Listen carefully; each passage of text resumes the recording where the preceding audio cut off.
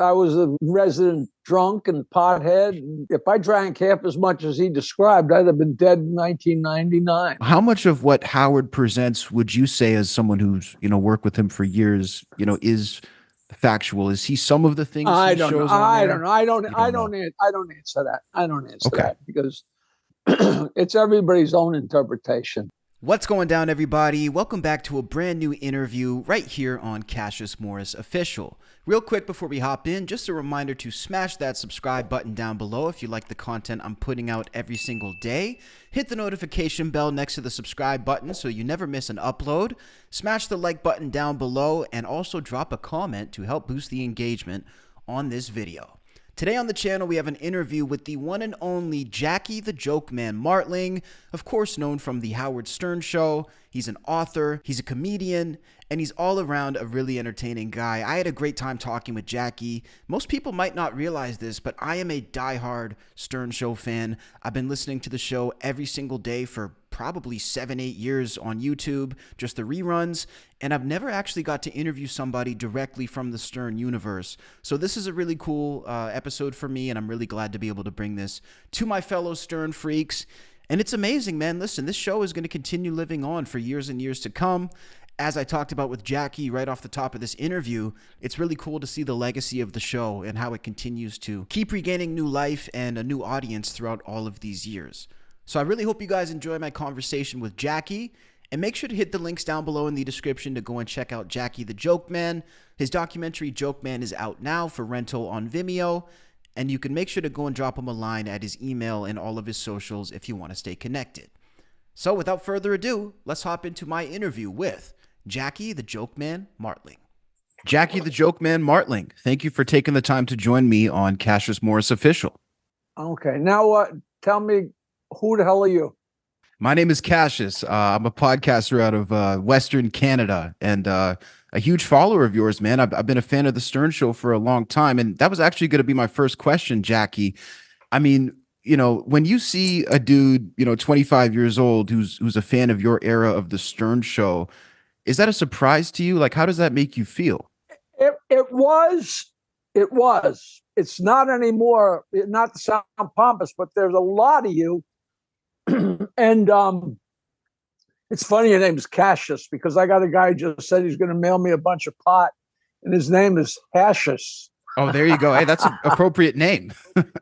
I know. So it's really the worst one of all, or the best one of all, is a couple of weeks ago, I got interviewed by this monster fan of the Stern Show, but also a monster fan of mine who was born after I left the Stern Show.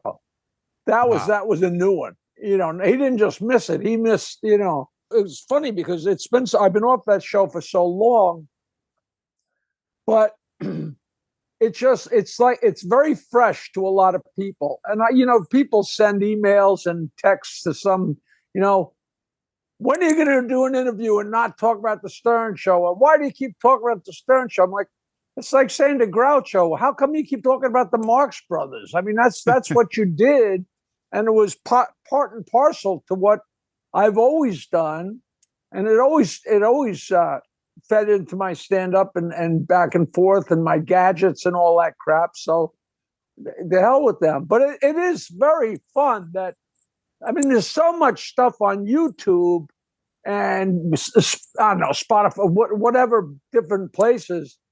I finally got it together to fix I don't know anything about this stuff. And I have a website, Jokeland, and I fixed the connection.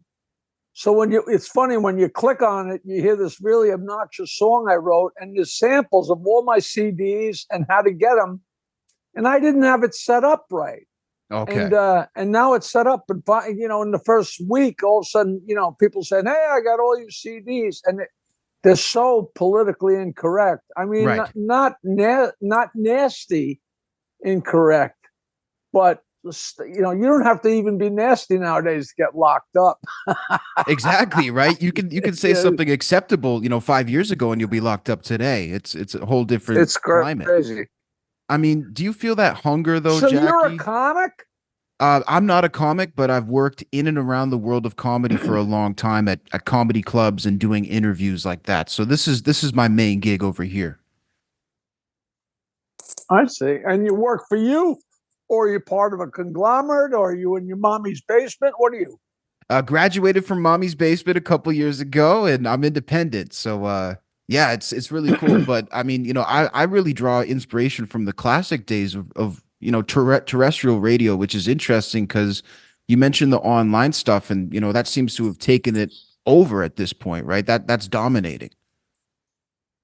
Right, right. And the days, when we had handcuffs on, that was the whole show. Right. Going up against the line and everything. It's funny.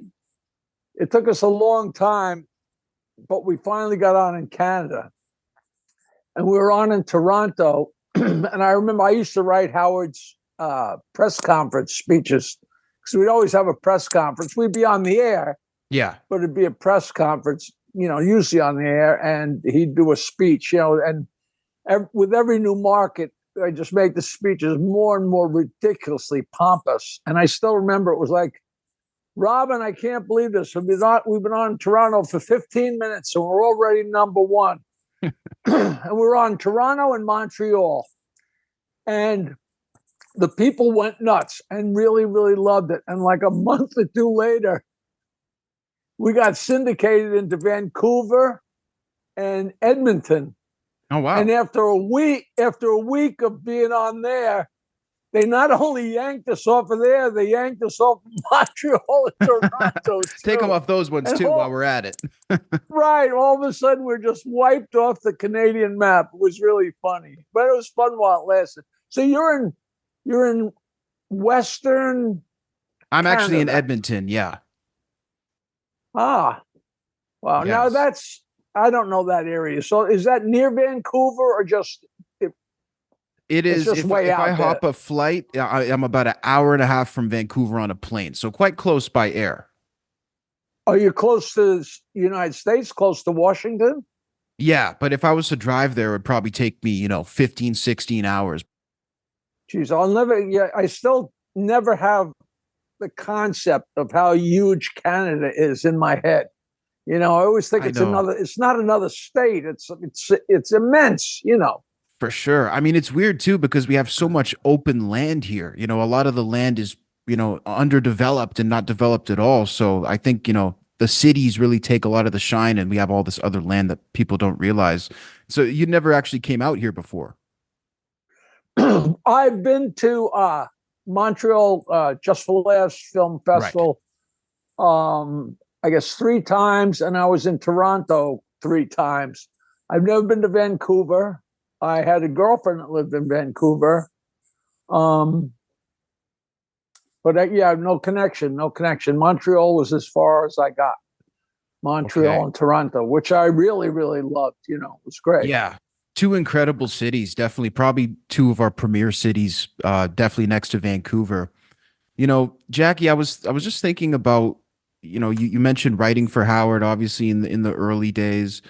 Do you have any sort of recollection of how this all began for you with the Stern Show? Yeah, I have an autobiography out, and it's called "The Joke Man Bow to Stern," and you have to include the joke man because if you just put "bow to Stern," you get a 7th grade sailing manual.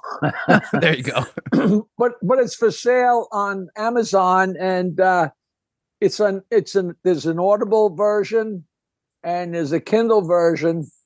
And it's a whole long thing, but it was a pretty interesting route that got me to Howard and how I wound up there and how I wound up being I basically sent my 3 comedy albums to him blind in 1982 when he came to New York. And he called me up and I went on the show and they asked me to come back, and I was there once a week for 3 years for free.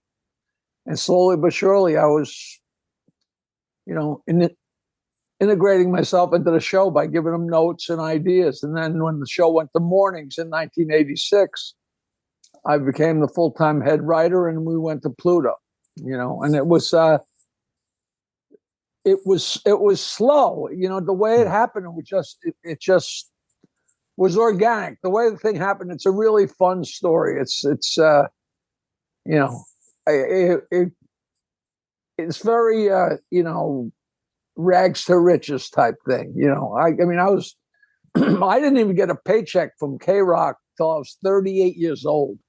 Wow. Holy smokes. So you really paid your dues, obviously. That's because I was a comic and I didn't have a real job. And, I was making money, and I was making money when we were booking some clubs. So I wasn't broke, but an actual paycheck with my name on it, was when we went to mornings in 1986 and I was 38, Wow. I mean, when you were first starting, were you picturing that you wanted to write, or was it like you were just doing comedy and that was what you pictured yourself doing? No, my only goal in life was to not work, to not have a regular job. And I wound up working harder than any 10 people, 25 hours a day. But I wasn't sitting in an office. I was a musician, and finally quit when I realized I wasn't any good. And all I had left was the jokes I had accumulated for my entire life. And it turned out I knew the jokes and nobody else did, or nobody else knew anywhere near as many as me, and couldn't tell them. So I just started telling them on stage, and it worked out. And then my albums got me on Stern, and the Stern Show got me known. It's just everything fed each other. It's the old thing, the harder you work, the luckier you get. It's that simple. Sure. I mean, and especially at that time, the audience just kept growing and growing. I'm curious, even without the internet, did you really still feel how many people were listening to you when you walked out in the streets? Like, could you feel the millions of listeners' sort of attention? Like yes and no. I live in my hometown. Well, I live a mile or two. I grew up in this area. So where I grew up was a couple miles from my high school, and now I live a couple miles from Oyster Bay. But this whole little area, I've been in this little area, except for the time I was in college. I'm sorry. I was in college for 7 years in East Lansing, Michigan. But aside from that, I've been here forever. So everybody around here knows me and already knew me. So all of a sudden I'm on this show that's known worldwide, but it didn't affect my day-to-day life because people already knew me. But then there were indications, like, you could sell out a show in Chicago or Denver. That was, the top of the rib in Las Vegas. It's exciting, but there are milestones that happen. I went to do a charity gig in the early 90s, and we had just gotten onto the E! Show. Are you familiar with what that is? Yes, that was the first time you guys got Howard TV. Yeah. And I went to New Orleans with my wife to do a charity show. And we're on Bourbon Street, sitting upstairs in a little wrought iron table, and we're about to order some food. And the waiter came over and looked down at us, and he's very nonchalantly said, "Hello, Jackie. Hello, Nancy."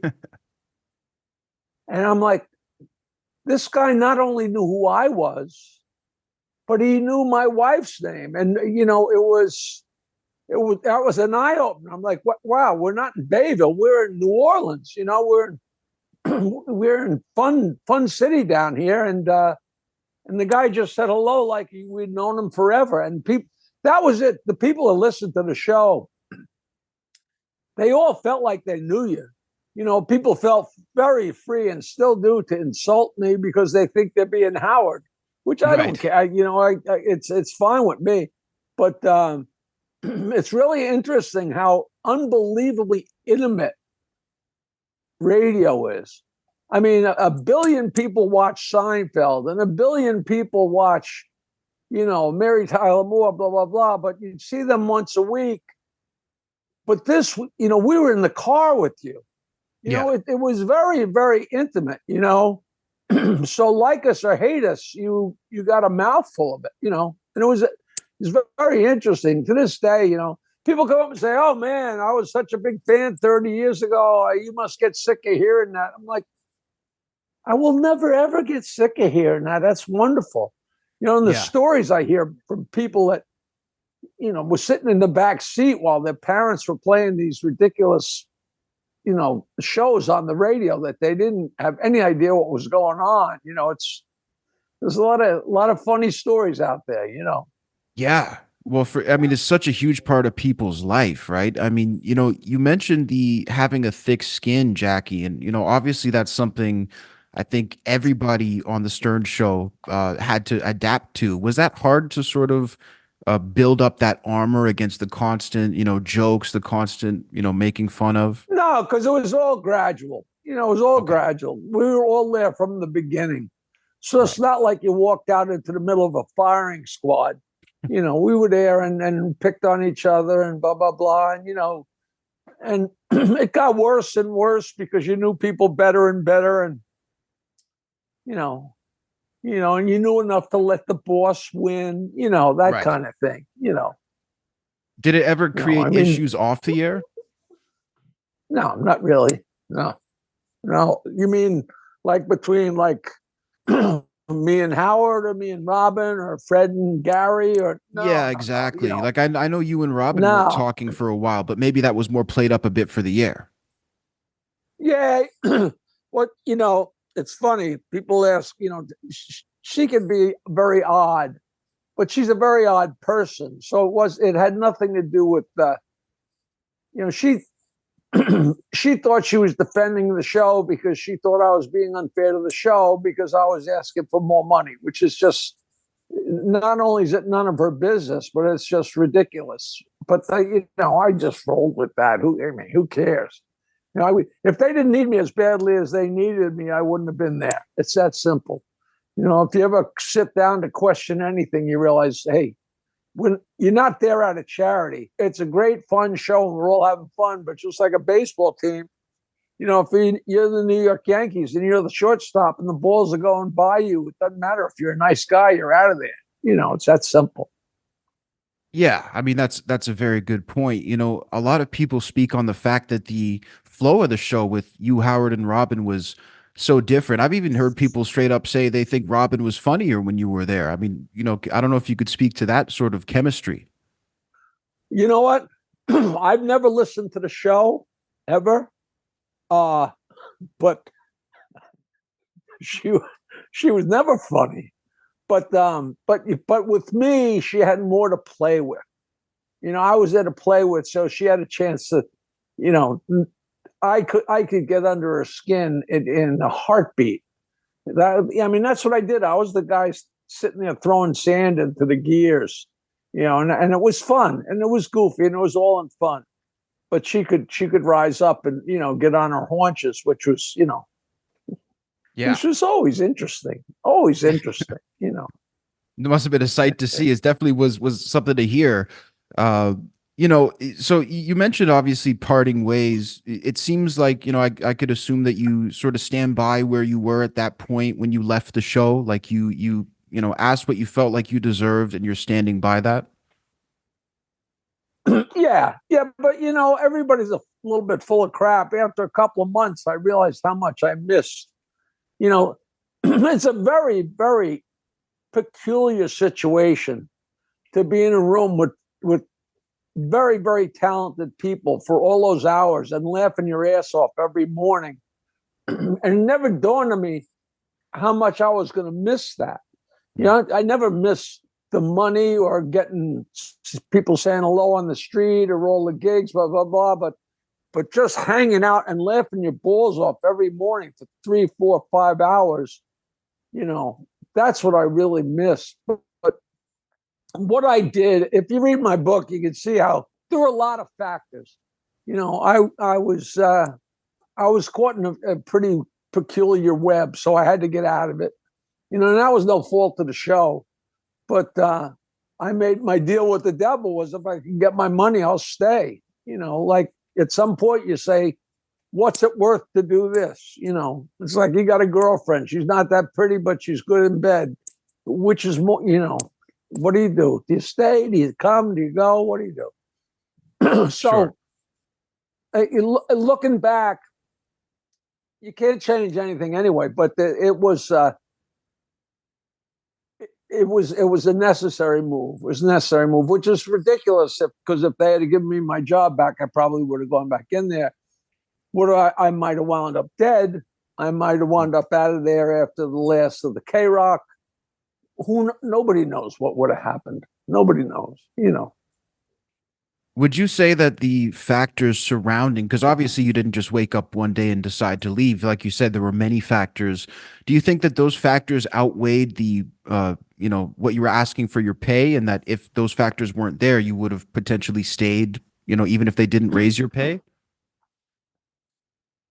Well, that's what led to me, everything fed into everything. Right. And, it's too much of a mishmash to try and separate anything. I knew I deserved more money, and I was the only one asking for it, so I looked odd. But for 15 years, I got up at 4:30 in the morning, which it's a rare form of torture, and meanwhile, once you get in there and sit down at 6 o'clock with a cup of coffee, it was off to the races. It might as well have been 8:30 at night, But the rest of your life is just, you just go through. I spent 15 years being tired, which is wonderful, but it was horrible, So that's why you draw a line in the sand and say, if I lose my job, hey, I'll wind up getting some sleep. I mean, to this day, I wake up in the morning, I don't have to get up. I do once in a while, I do a radio show where I have to be there at 6 o'clock or I have to be there at 7 o'clock. And it's such a reminder. I'm like, yeah. Wow. This used to be my life.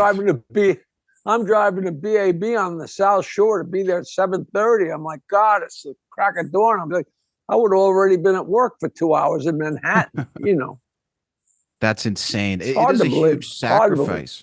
I mean, do you think that the team, Howard, do you think they were surprised that you ended up leaving, or do you think that they could have maybe sensed that something was coming?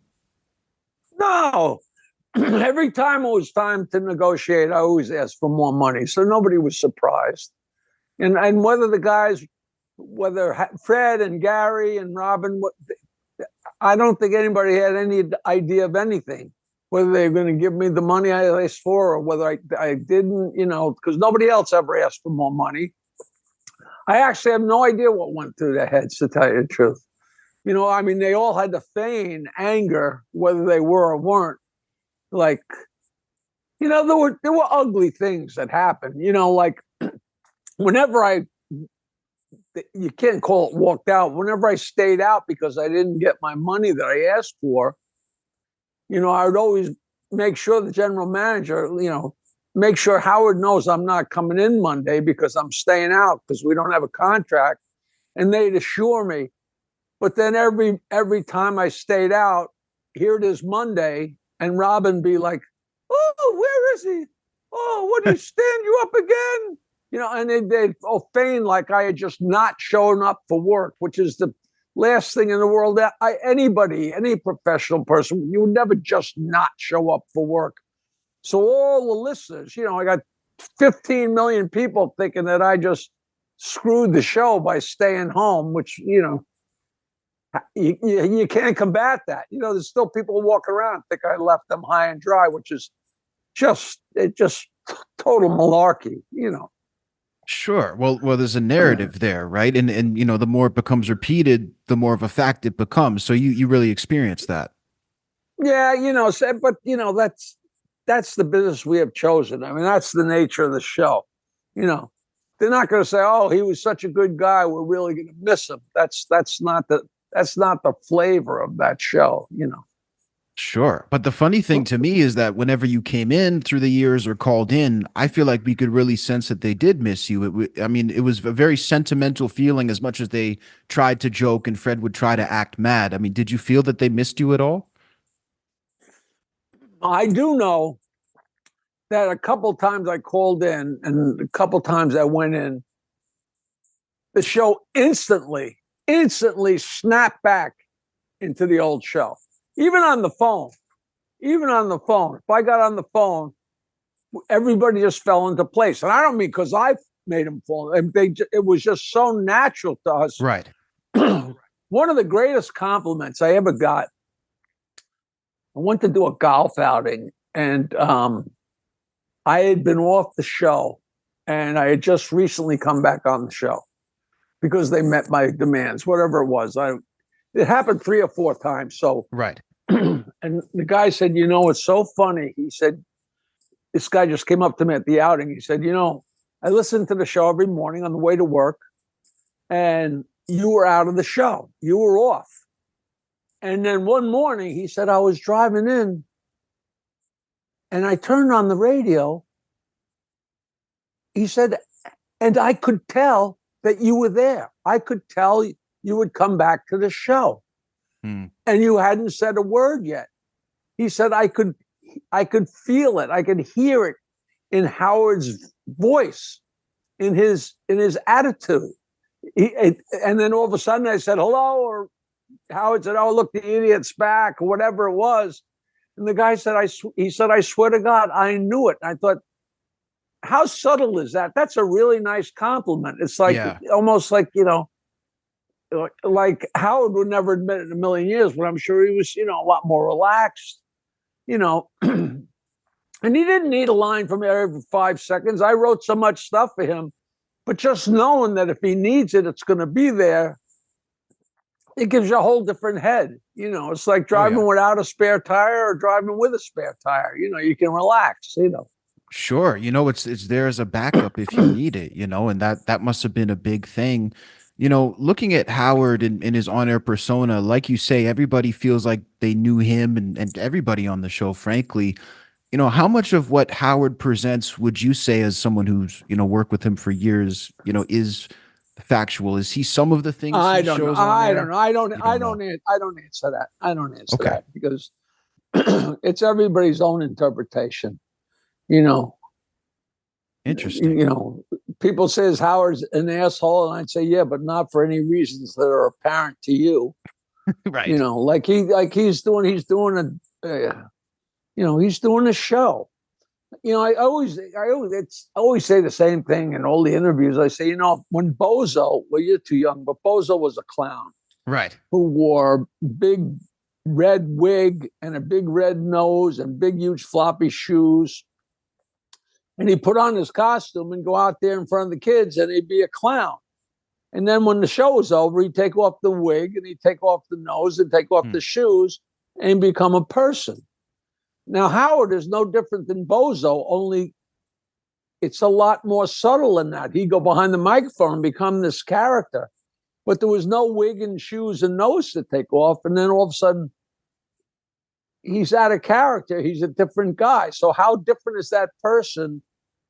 It's actually like night and day, but it's so subtle because it's just a person sitting at a mic. It's pretty interesting. I think the whole thing's pretty interesting. It is, and I mean that must have applied to all of you to a certain extent, I would imagine. Oh yeah. But you wouldn't know us that well. All we were was what Howard described us to be. When I met my partner that I wound up having a radio show with, and the guy, I have a documentary out, and we got to plug that. Yes, for sure. It's at Joke Man. It's at jokemanmovie.com. You can go there, see the reviews and see the trailer and order it. It's like $3.99 on Vimeo. So it's jokemanmovie.com. And the guy who produced it and directed it, we were members of the Friars Club, and he was a huge Stern fan. And right at the end of the 1990s, one night I walked into the Friars Club, and he had just joined the club. And he came up and he said, "Oh man, I'm such a big fan. So nice to meet you." And we started talking. And 5 minutes after we were talking, he goes, "Jesus Christ," he said, "you're not the guy from the show. You're nowhere near that guy on the show." I said, "Yeah, I said, I am what Howard portrays me to be." and we've been best friends now for what, 30 years or whatever. But he said he couldn't believe it. It was like night and day. He's like, wow, you're smart and you're not cheap, and it's just it just turned out exactly opposite. But who cares? I said, that's the show. That's how you play. I just went with whatever. It's fine with me. Sure. I was a resident drunk and pothead, and God, if I drank half as much as he described, I'd have been dead in 1999. Yeah, I mean that was definitely part of it as well. I mean, would you say that there was any level of reality to that being a factor in, anything that went down, drinking at all? Oh no, it was all based on. I always say things were always based on an actual lie. I did drink a lot. I just everything was exaggerated. Right. Girls would come in and get topless, and Howard rave about how beautiful they were. But meanwhile, you could lose your lunch looking at these girls. But it was radio, it was theater of the mind. So it was always interesting. Everything was always everything with a grain of salt. Sure. I mean, in terms of those relationships today, is there, still communication with Robin, communication with Howard? No, not really. I mean, I asked them to be in. We asked them to be in the documentary, and they all. Robin didn't respond. Fred said, I really can't, though I'd like to. And I don't even remember if Gary responded. But here and there, like I wish Howard a happy birthday on an email. But there's no communication at all. People say, are you and Howard still friends? And it's really funny because it's not that we're not friends, but I don't consider, if you haven't seen somebody in 10 or 15 years, you can't really say that guy's my friend. But it's not like there's a great deal of, there's not animosity, just, we're in kind of different circles. I'm here paying my rent and he owns half the universe, so we travel in different circles. Well, I can definitely relate to you. I'll tell you that much. But yeah, I mean, it is a fascinating thing. This is a question here too that I couldn't get out of here without, getting my legs cut off by Stern fans. But Artie Lange, what is your relationship? Do you speak with him? What are your thoughts? Me and Artie are very good friends and always have been. It's funny, people say, oh, wow, it's great to see you and Artie getting along again, which is patently absurd because I left the show in March and he joined the show in October. They tried like 5 or 6 or 7 different people before they settled on him. They settled on him actually after 9/11. And but I knew him before that, not real well, but he used to come on with Norm Macdonald. And Artie used to come out to my shows in New Jersey with his gang. And he loved it. He loved the jokes. And then and we just remained friends. I did his direct TV show a bunch of times. He did his podcast, and he did the forward to my book. And he's really laying low. So once in a while, I send him a text and say, I hope you're taking care of yourself, But he kind of stays out of the limelight. But he's a very funny, very talented, and very sweet guy, and always has been. Absolutely. No, he's a guy, he seems like he has a really big heart and, the fans really care about him. I believe your documentary may have been the last appearance we've seen from him, actually. So, everybody, I think for sure, hoping he's okay and hoping to see him out there soon. Yeah, oh, for sure. And I write because when you don't hear from him for a while, I just text him, say, hey, I'm just checking in. I hope everything's good with you, For sure. No question. Good man. He seems to be. One other thing I wanted to ask you about, you mentioned Norm Macdonald, obviously, one of the shining stars of comedy, such a tragic passing, that we had from him. Also, Gilbert Gottfried, another, staple of the show who passed. Just curious if you could speak on, working with those guys. Norm was very, very funny. I didn't know him that well, but he came on the show a bunch of times. And I always really enjoyed him because he was so funny. Gilbert and I had known each other for 30 years, however long, forever. Gilbert and I did a TV show together in like 1992. And he came on the show all the time. And I was always telling him jokes and always, cracking him up. And I did his Gilbert Godfrey podcast 4 times. And they rerun them a lot because it's just an hour of us laughing hysterically. He just was very strange and real smart, real funny, real unpredictable. He wasn't really that unpredictable. He was, it's not like some nights he wasn't from Pluto. He was always from Pluto, but he was great. And he had a beautiful wife I got to be, I'm still very good friends with his Frank Santopadre, who was his co-host and producer of his podcast. And they did like 300 or 400 podcasts, and they're all classic. They're all so funny. They had everybody from show business on there. And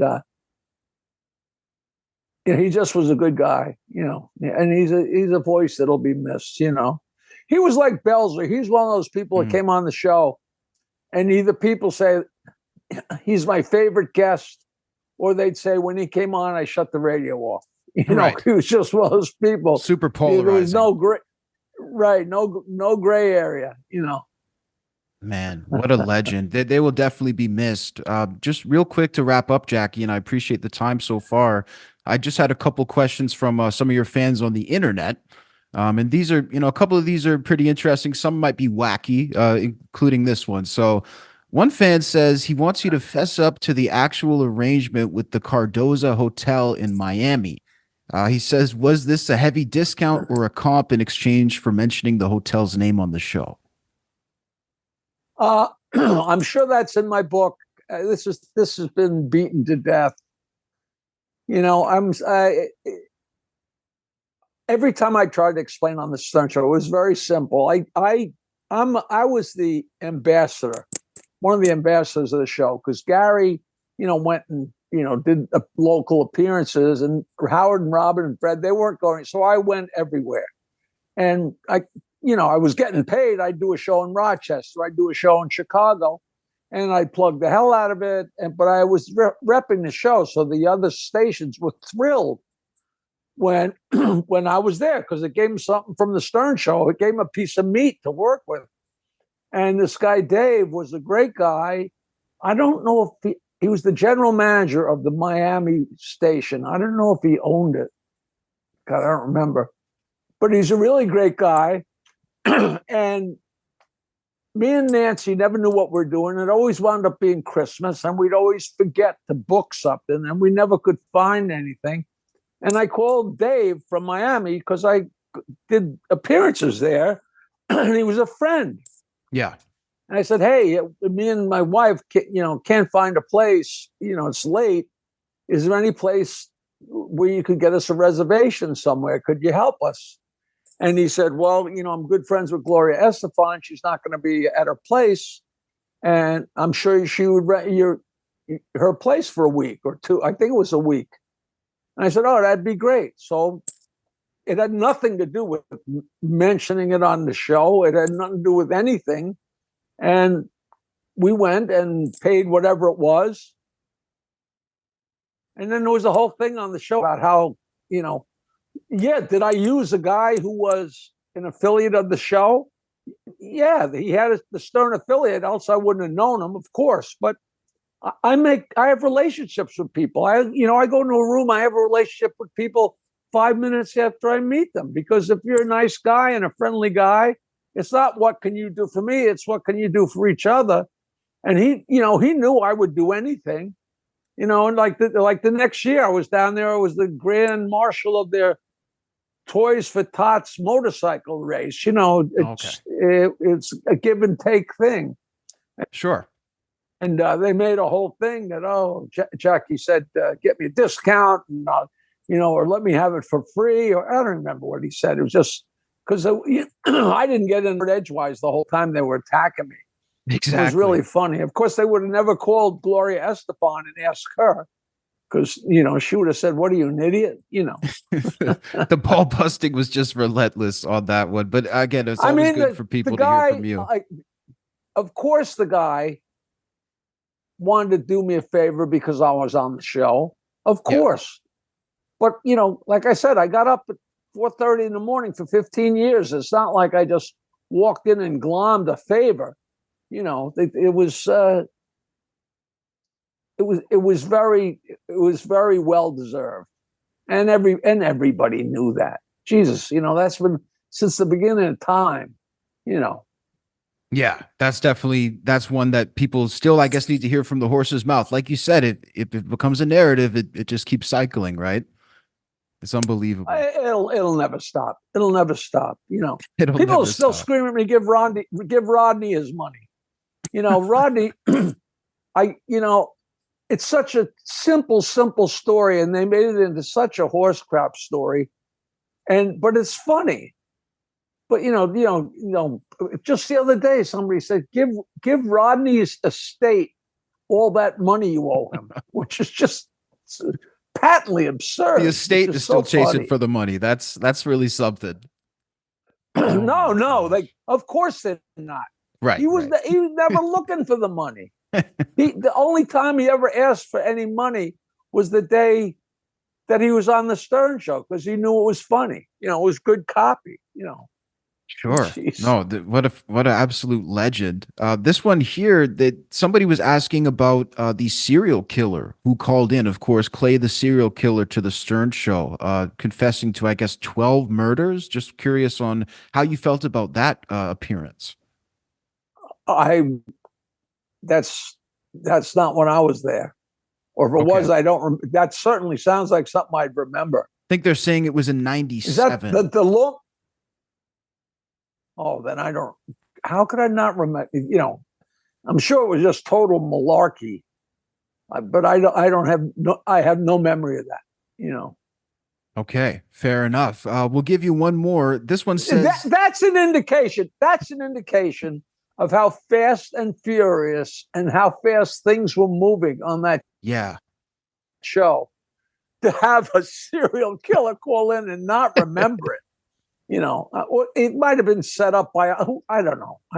Who cares? Fascinating. Yeah, it's. I mean, that's a good point. There was so much going on. This one here says, I'm surprised they didn't turn into. At least they didn't say that I was the serial killer, because how could I be if I was sitting there?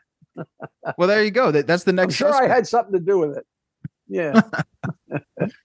Somebody wanted to know about your thoughts on Billy West. They just wanted to know, how strong do you think Billy West was on the show, and do you think how way to keep him? That's the one guy who I'm still very close to. Nice. I see him when I'm in LA. I saw him like a month ago. We went to dinner, and he's been a good friend ever since I met him on the show. But ever since he left the show, he's just. Him and Fred Norris are maybe the two most talented people I've ever had the pleasure of not only working with, but of knowing. I mean, they're unbelievable talents. And I've never stopped saying that. And I love them both.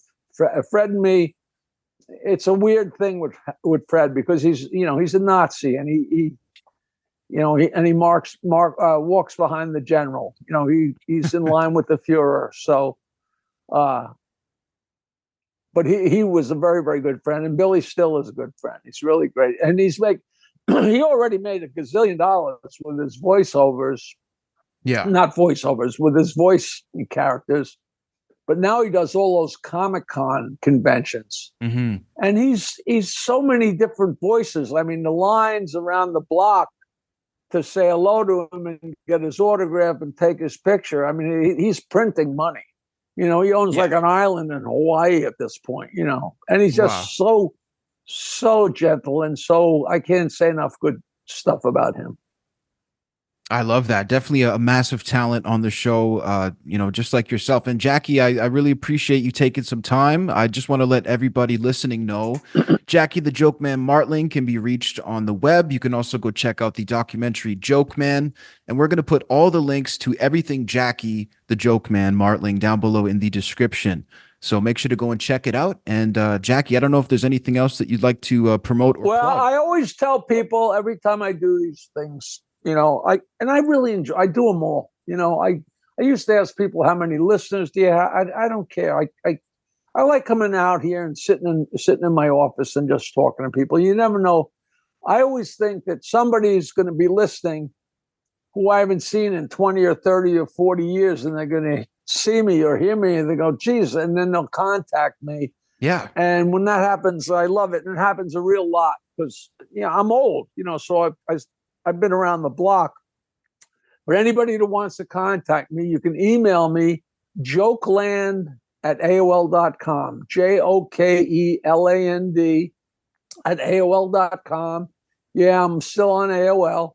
And I do cameos, which are those little videos, personal videos that people seem to really love. It's cameo.com/Jackie Martling. And I'm just entering into, I gave them a business idea. So I might wind up being a cameo, whatever you'd call it.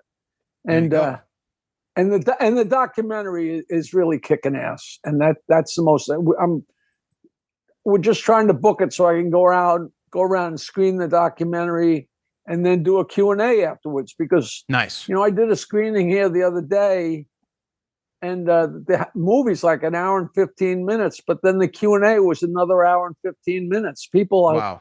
they have so many questions, whether it's about the Cardozo Hotel or whether it's about stand-up comedy or whether it's about Gilbert, or everybody's interested. And I'm a ham. I never get sick of talking about this crap. It's fun. That's so cool. Well, I know people will definitely look forward to that, and we'll promote the hell out of those screenings coming up, man. So good luck with everything, and it's really an honor. Thank you for your time. Yeah, it's absolutely my pleasure. And Cassius is your real name? Yes, it is. Yeah. I like that. I guess I don't got to pick a stage name. No, you don't. Hell no. Cash. Yes, sir. That's very classy. All right, go away. I will see you when I get something really wacky. We'll do this again.